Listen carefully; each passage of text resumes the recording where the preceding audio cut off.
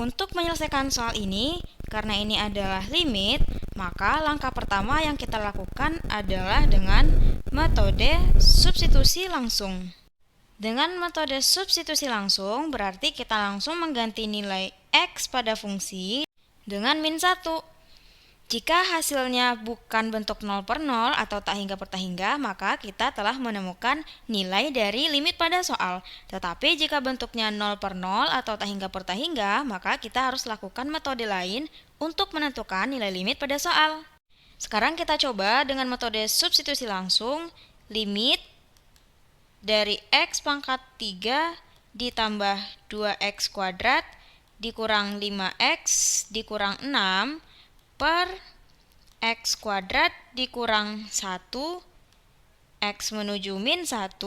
Jika kita ganti nilai X-nya dengan min 1, maka min 1 pangkat 3 ditambah 2 dikali min 1 kuadrat dikurang 5 dikali min 1 dikurang 6 per min 1 kuadrat dikurang 1.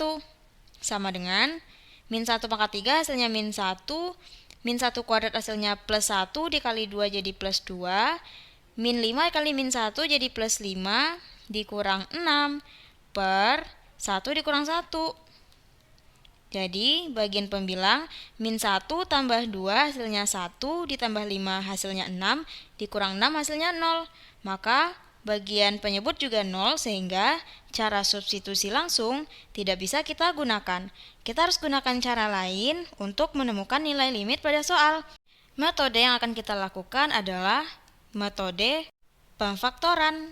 Perhatikan bagian pembilang dari fungsi ini bisa kita faktorkan menjadi limit X ditambah 3 dikali X dikurang 2 dikali X ditambah 1 per, untuk penyebut perhatikan X kuadrat kurang 1, 1 ini kita bisa buat menjadi 1 kuadrat.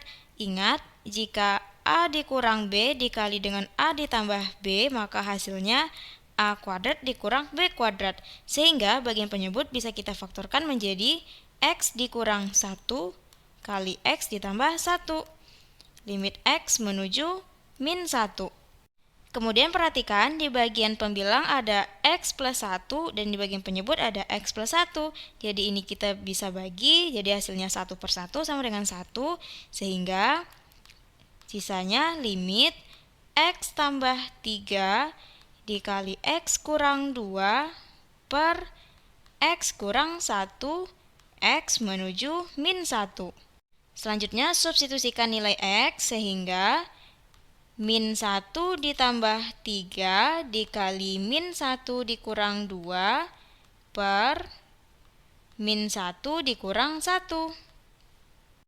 Maka hasilnya sama dengan min 1 tambah 3 hasilnya plus 2 dikali dengan min 1 kurang 2 hasilnya min 3 per bagian penyebut min 1 kurang 1 hasilnya min 2. Maka hasilnya sama dengan min 3 per min 1 sama dengan 3.